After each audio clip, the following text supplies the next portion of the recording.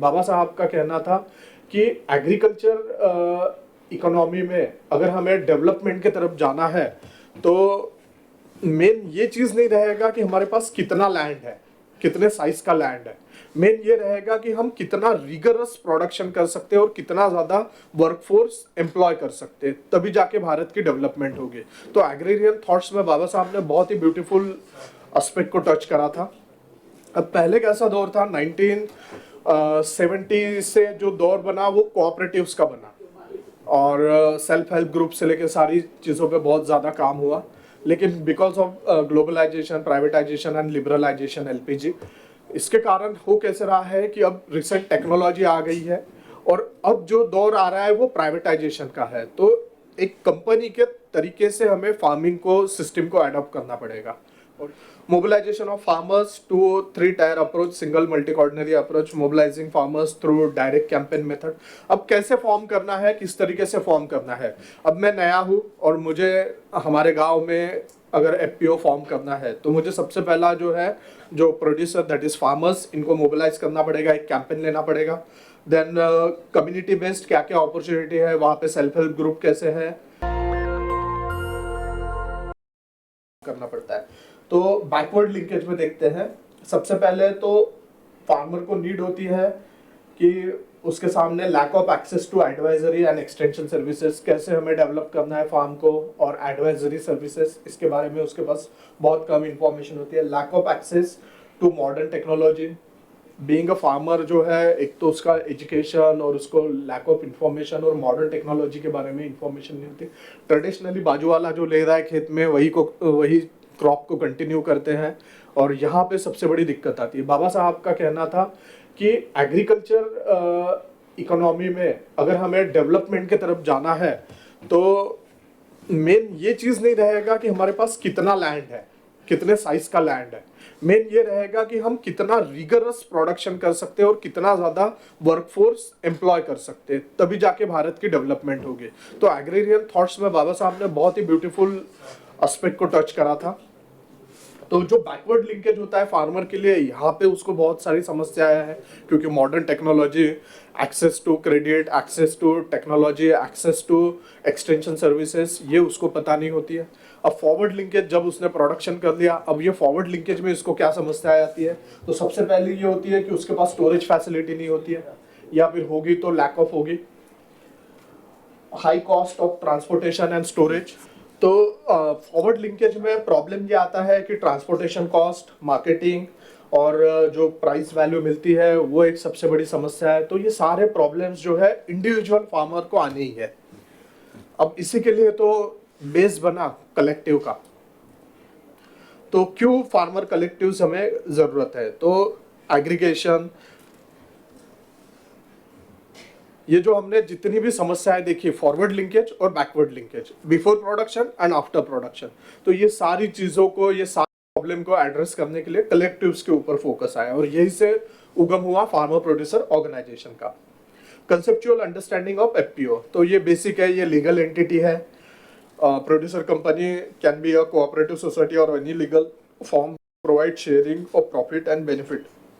अब पहले कैसा दौर था, 1970 से जो दौर बना वो कोऑपरेटिव्स का बना और सेल्फ हेल्प ग्रुप से लेकर सारी चीज़ों पे बहुत ज़्यादा काम हुआ।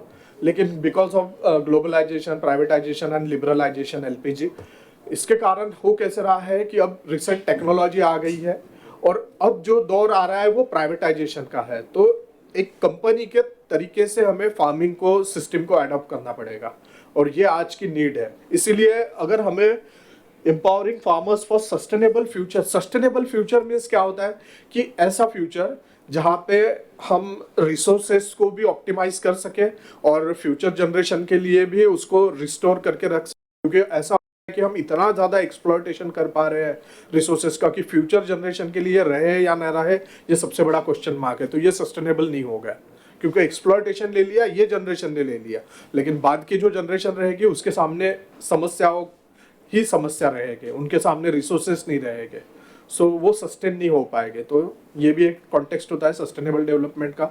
दूसरा, अगर फार्मिंग को एम्पावर करना है तो सभी को इकोनॉमिक डेवलपमेंट चाहिए, तो फार्मर्स को भी तो इकोनॉमिक डेवलपमेंट चाहिए। तो इनको इकोनॉमिक अगर डेवलपमेंट करना है तो एज अ कंपनी इस्टेब्लिश होना जरूरी है, एज अ कोऑपरेटिव इनको इस्टेब्लिश होना जरूरी है। ये दोनों का मिक्सचर बना FPO. Essential feature of FPO, basic concept है कि यहाँ पे जैसे कोऑपरेटिव में शेयर होल्डर होता है, वैसे ही एक फार्मर जिसको हम प्रोड्यूसर कहते हैं वो यहाँ पे शेयर होल्डर रहेगा। बिजनेस एक्टिविटी फोकस एरिया रहेगा, यहाँ पे एक सीईओ रहेगा कंपनी में, और इन्हीं का कंट्रीब्यूटरी फंड जो है वो यूज करा जाएगा एज एन कैपिटल। एफपीसी के ऑब्जेक्टिव, तो ये सोशल कैपिटल होता है, इनपुट, एडवाइजरी सर्विसेज, ये बेनिफिट्स है। It's all about contract farming, financial services, crop insurance. Aggregation में जब सर्विसेज लेते हैं, जैसे होता कैसे है, अब मेरा एक छोटा सा 2 एकड़ का फार्म है, बिलो 1 हेक्टर, अगर मुझे इनपुट लेने हैं एज एन इंडिविजुअल में जाऊंगा तो मुझे कॉस्ट बहुत ज़्यादा होगी। लेकिन अगर ऐसे 100 फार्मर एक जगह आ जाएंगे और एक पर्टिकुलर क्रॉप को फोकस करके करेंगे तो हम निगोशिएशन कर सकते हैं एग्री इनपुट्स में, फर्टिलाइजर्स वगैरह सारी चीज़ें हम निगोशिएशन कर सकते हैं। बीइंग अ कंपनी हम होलसेल रेट पे सारी चीज़ें ले सकते हैं, तो ये सारे फायदे हैं। एफपीओ का जेनेसिस कैसे हुआ, तो 2002 में गवर्नमेंट ऑफ इंडिया ने कंपनी एक्ट 56 को इनकॉर्पोरेट करा, फिर उसमें कुछ प्रोविजन थे, फिर department of agriculture and cooperatives policy process for guidelines for 2013 में ये हुई। फिर प्रोड्यूस फंड नाबार्ड ने 2014 में अनाउंस करा। फिर उसके बाद गवर्नमेंट ऑफ इंडिया ने 15,000 एफपीओ फॉर्मुलेट करने का प्रोजेक्ट करा था, और 60% जो है वो कंपनी एक्ट में ही एफपीओ बनाई गई है इंडिया में। बहुत ही सिंपल है, कंपनी एक्ट के अंतर्गत कोई भी 8 से 10 फार्मर जो है एक जगह आके इस कंपनी को फॉर्म कर सकते हैं। Structure of farmer producer organisation, farmer producer organisation कैसे काम करती है, तो यहाँ पे प्राइमरी सेकेंडरी प्रोड्यूसर जो होते हैं वो एग्रीकल्चर में स्टेक होल्डर होते हैं, बट प्राइमरी प्रोड्यूसर ही सबसे मेन फोकस एरिया रहेगा फार्मर प्रोड्यूसर के लिए। सेकेंडरी और टर्शरी प्रोड्यूसर जो रहेंगे उसको ऑफ फार्म एफपीओ बोला जाता है, non farm FPO. Mobilisation of farmers two 3 tier approach, single multi coordinary approach, mobilising farmers through direct campaign method. अब कैसे फॉर्म करना है, किस तरीके से फॉर्म करना है। अब मैं नया हूँ और मुझे हमारे गांव में अगर एफपीओ फॉर्म करना है तो मुझे सबसे पहला जो है जो प्रोड्यूसर दैट इज फार्मर्स, इनको मोबिलाइज करना पड़ेगा, एक कैंपेन लेना पड़ेगा। देन कम्युनिटी बेस्ड क्या क्या अपॉर्चुनिटी है वहाँ पे, सेल्फ हेल्प ग्रुप कैसे है इसको फोकस करना पड़ेगा, फेडरेशन को विजिट करना पड़ेगा। देन उसके बाद एक कम्युनिटी बेस्ड ऑर्गेनाइजेशन करके हम फार्मर प्रोड्यूसर को इस्टेब्लिश कर सकते हैं, या जो एग्जिस्टिंग हमारे तहसील लेवल पे कम्युनिटी बेस्ड ऑर्गेनाइजेशन है उनसे भी गाइड लिया जा सकता है। So federation, then homogeneous farmer. Homogeneous का मीनिंग यहाँ पे ऐसा होता है कि जो फार्मिंग एक सिमिलर टाइप ऑफ क्रॉप में हो रही है। Building existing group also utilizes investment made if Natural Resources Development Authority।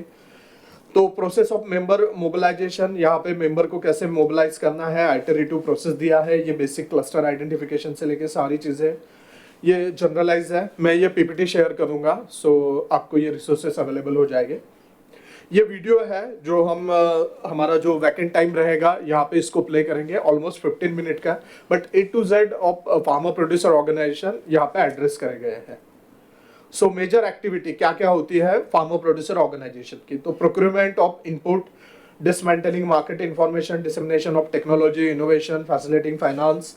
In short में अगर देखा जाए तो मेन 4 एक्टिविटी रहेगी। प्रोडक्शन में है ये सबसे ज़्यादा हेल्पफुल रहेगा, क्यों, क्योंकि प्रोडक्शन जो है जब ये कलेक्टिव हो जाएगा तो we are in a position to negotiate for agri input, technology. ये सारी चीज़ें प्रोडक्शन में हमें बेनिफिशियल रहेगी क्योंकि हम एक स्केल पे निगोशिएशन कर पाएंगे और लार्जर लेवल पे प्रोडक्शन कर पाएंगे। देन उसके बाद प्रोक्यूरमेंट जो आफ्टर प्रोडक्शन रहेगा, तो ये हमारे लिए ईज हो जाएगा क्योंकि हम कंपनी टू कंपनी टाइप कर पाएंगे। हार्वेस्टिंग में अगर देखा जाए तो जो नई टेक्नोलॉजी है या लेबर वगैरह तो एक contractual company to company level पे कवर करी जा सकती है। और मार्केटिंग और सेलिंग्स में सबसे ज़्यादा बेनिफिशियल है क्योंकि जो गवर्नमेंट मैंडेट है कि फार्मर प्रोड्यूसर ऑर्गेनाइजेशन है इनको प्रायोरिटी, लाइक जैसे गवर्नमेंट प्रोक्योरमेंट में एमएसएमई को प्रायोरिटी दी जाती है, वैसे एग्री डोमेन में मार्केटिंग और सेलिंग में इनको सबसे ज़्यादा फोकस रहेगा। So that is all about from my side. Because of time limitation थोड़ा फास्टली करना पड़ा।